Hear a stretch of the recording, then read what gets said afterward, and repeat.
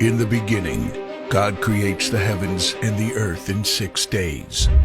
He makes Adam and Eve, who spend their days with God until they give in to temptation by eating from a forbidden tree. Sin enters the world, and things get so bad that God floods the earth and starts over with Noah and his family. Years later, God calls Abraham to follow him with the promise to make Abraham the father of a great nation. Abraham obeys, and God gives him a son, Isaac. Isaac's son Jacob has 12 sons. Joseph, Jacob's favorite, becomes second in command of Egypt. God uses him to save his entire family and Egypt from starvation. Hundreds of years later, the Israelites are slaves in Egypt. Moses is called to lead the Israelites out of slavery. Joshua takes over after Moses and leads the people into the promised land. After Joshua, God raises up judges, temporary military leaders like Deborah, Gideon, and Samson, who protect and fight for God's people. The people tire of this leadership, and they call for a king.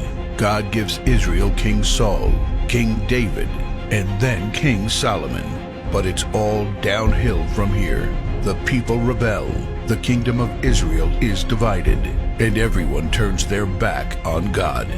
Prophets like Elijah, Isaiah, Micah, and Jeremiah warn that if people don't repent of their sins, there will be consequences. But the people ignore their warnings. The divided kingdoms are conquered, and God's people face captivity in foreign lands.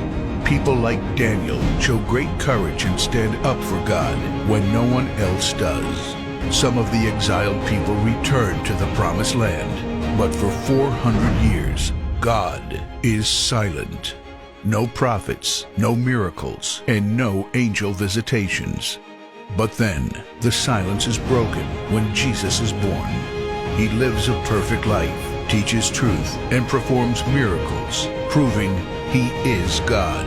He shows us the full extent of God's love by taking our place and dying on the cross for our sin. He is placed in a grave, but 3 days later, Jesus rises again, conquering sin and death. His followers travel the world, sharing the good news of His love and starting churches.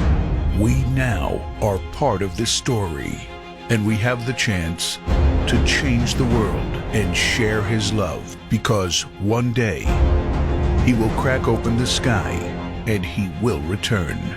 It's the greatest story ever told.